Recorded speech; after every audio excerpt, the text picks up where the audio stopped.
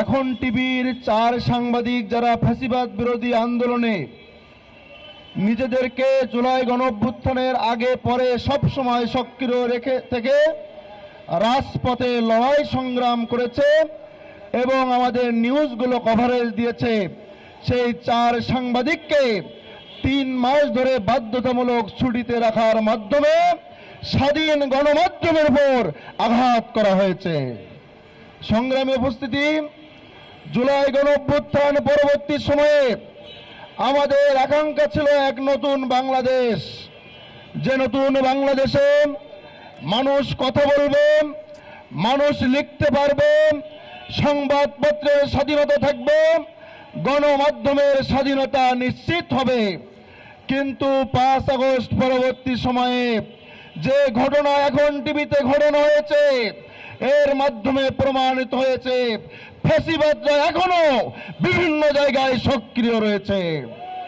স্পষ্টভাবে আমাদের দাবি, গণপ্রজাতন্ত্রী বাংলাদেশ সরকার, আপনারা সব সময় বলেন গণমাধ্যম মিডিয়া হচ্ছে সমাজের দর্পণ, জাতির দর্পণ, কিন্তু এখন টিভির 4 জন সাংবাদিক 3 মাস ধরে তাদের অফিস করতে পারেন না।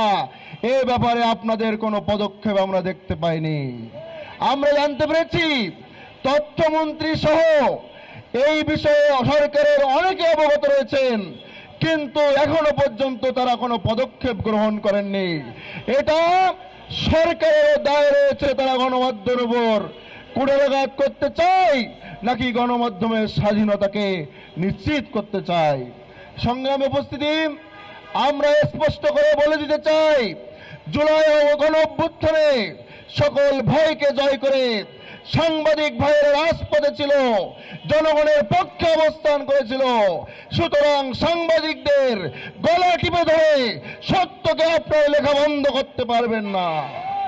স্বাধীন গণমাধ্যমের উপর একের পর এক আঘাত করে আপনারা আমাদের কণ্ঠকে রোধ করতে পারবেন না। সংবাদপত্রের স্বাধীনতা ফিরিয়ে দিন, গণমাধ্যমের স্বাধীনতা নিশ্চিত করুন এবং অবিলম্বে আমাদের 4 জন সাংবাদিক ভাইকে এখন টিভিতে আবার নতুন করে কাজ করার সুযোগ দিয়ে গণমাধ্যমের স্বাধীনতা নিশ্চিত করে আমাদের রাজপথ থেকে যাওয়ার সুযোগ করে দিন।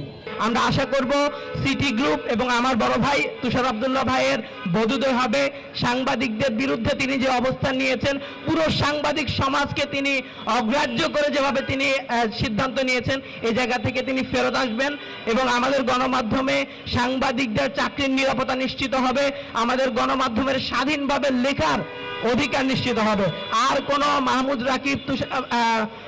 রাকিব, মুজাহিদ শুভ, বেলায়েত হোসেন বা আজহারুজ্জামানকে ফেসবুকে জনগণের পক্ষে লেখার অপরাধে চাকরি হারাইতে হবে না। আমরা এই নিশ্চয়তা চাই।